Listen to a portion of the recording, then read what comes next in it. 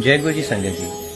आज का सत्संग गुरु जी की कृपा से गुरु जी के बड़े मंदिर का निर्माण कैसे हुआ और उसको बनाने में उस टाइम कितनी कितनी दिक्कतें आई और गुरु जी ने उसे कैसे सॉल्व किया अपने वचनों द्वारा, अपनी महिमा द्वारा, अपनी कृपा द्वारा।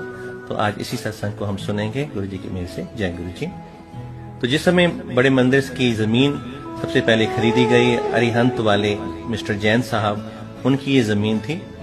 और जिस समय जमीन खरीद ली गई गुरु जी महाराज की कृपा से, और उस जगह को पहले, क्योंकि वहां पे बहुत पहाड़ी इलाका था, तो डायनामाइट से सारे पत्थरों को तोड़ा गया, प्लेन किया गया। प्लेन करने के बाद जिस समय अब बात आई पानी की कि कंस्ट्रक्शन के लिए पानी चाहिए, तो रघुवीर अंकल ने वरुण अंकल को कहा कि आप मालवीय नगर से एक, जो उस टाइम की एक टेक्निक थी पानी ढूंढने की, तो उसको लेकर आए, डाउजर जिसे हम कहते हैं। तो एक टेक्निक है जिससे पानी को ढूंढा जाता है।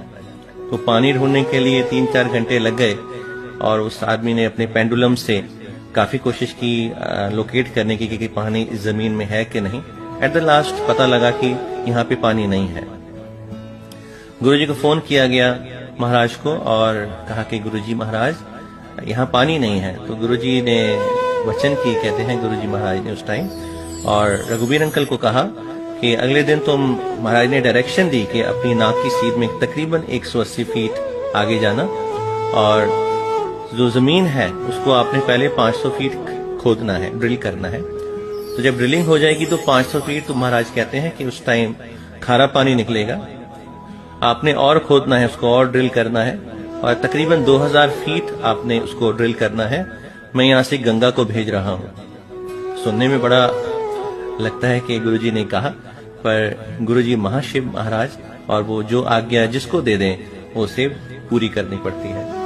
तो महाराज ने कहा मैं गंगा भेज रहा हूँ, तुम 2000 फीट तक उसको खोदना। और गुरुजी की जैसे वचन हुए महाराज के, संगत जी 2000 फीट, पहले 500 फीट की खोदा गया तो खारा पानी निकला, और महाराज का वचन था कि 2000 फीट खोदोगे तो मीठा पानी निकलेगा।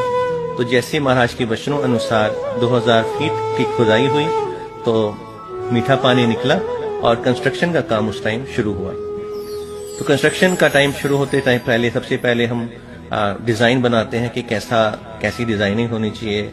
तो किसी बिल्डर को या किसी आर्किटेक्ट को हम अप्रोच करते हैं। तो उस टाइम के सबसे बड़े दिल्ली के जो आर्किटेक्ट साहब थे, Bharadwaj and Bharadwaj, VP uncle, उनके फादर साहब, तो उनको अप्रोच किया गया। उनको कहा गया कि गुरुजी ने एक डिजाइन जो महाराज के